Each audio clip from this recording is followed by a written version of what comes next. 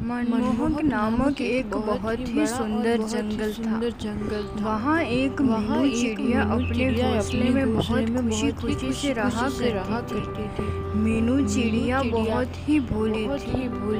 मीनू चिड़िया का एक बहुत ही बड़ा आम का बगीचा था। मीनू चिड़िया उस बगीचे से ही अपना गुजरान चलाती थी। मीनू चिड़िया रोज सुबह उस बगीचे में जाती और पूरा दिन उस बगीचे में से आम इकट्ठा करके उसे एक जगह पर लेके बैठ जाती थी। मीनू चिड़िया रोज ही ऐसा करा करती थी। मीनू चिड़िया एक दिन अपनी टोकरी में आम लेकर बैठी थी। सुबह से शाम हो गई, लेकिन मीनू चिड़िया का एक भी आम नहीं बिका। ये देखकर मीनू चिड़िया बोली, अरे सुबह से शाम हो गई है, लेकिन मेरा तो एक भी आम नहीं बिका है। अगर ऐसा ही चलता रहा तो मैं खेत का भाड़ा कैसे दूंगी? अगर खेत का भाड़ा नहीं दिया तो खड़क सेठ मुझे अपने घर से भी निकाल देगा। उसने बोला था कि तुम भाड़ा नहीं दोगे तो तुम्हारा घर मैं छीन लूँगा। मीनू चिड़िया अपने घर वापस लौट जाती है। वो बैठे बैठे सोच रही थी कि अब मैं क्या करूँगी। अगर ऐसा ही चलता रहा तो मुझे ये घर भी छोड़ना पड़ेगा। ये सोचते सोचते वो फिर से अगली सुबह अपनी खेत की ओर निकल पड़ी। उसने सोचा कि शायद आज आम बिक जाए और कुछ पैसे आ जाए, उनसे वो खेत का भाड़ा दे देंगी। वहाँ बैठकर वो रोने लगी।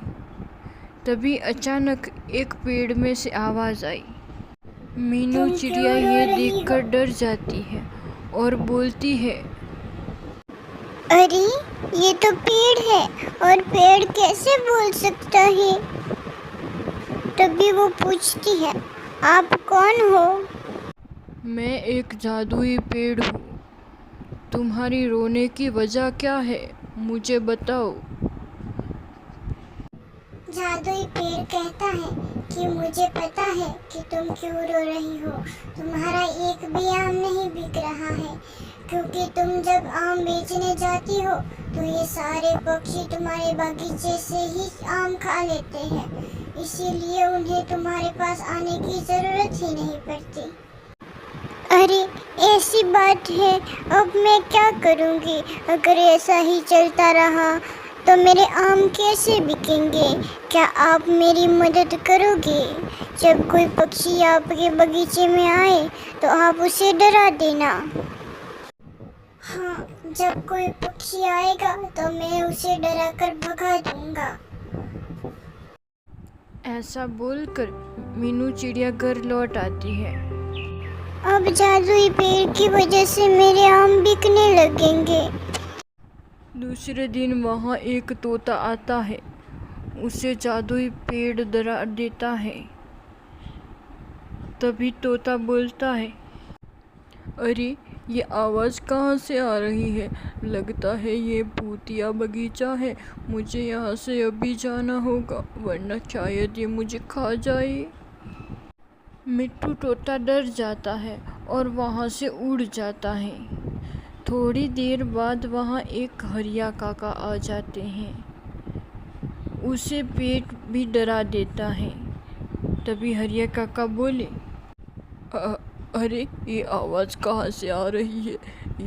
ये तो भूतिया लगती है। मिट्टू तोता भी वहाँ से चला जाता है।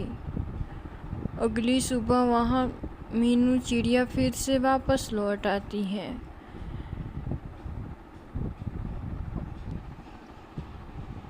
मीनू चिड़िया अपने बगीचे में आकर बैठती है।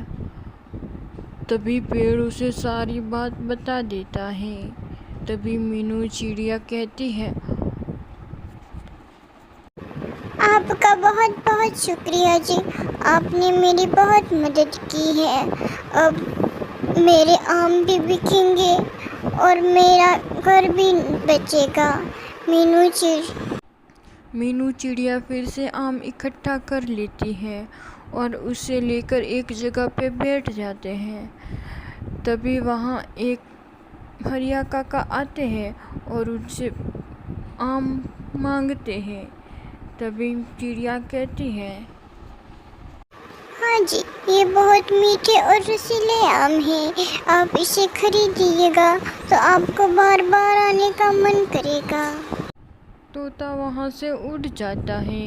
थोड़ी देर बाद हरिया काका की बीवी वहाँ आ जाती है। आम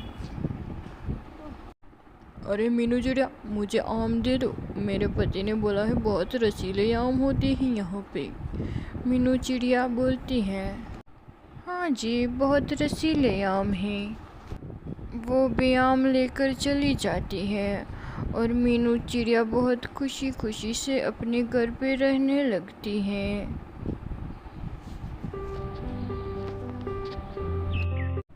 दोस्तों, आपको अगर ये कहानी अच्छी लगी हो तो आप ये वाला इमोजी कमेंट में शेयर कर देना और इस क्वेश्चन का आंसर भी दे देना।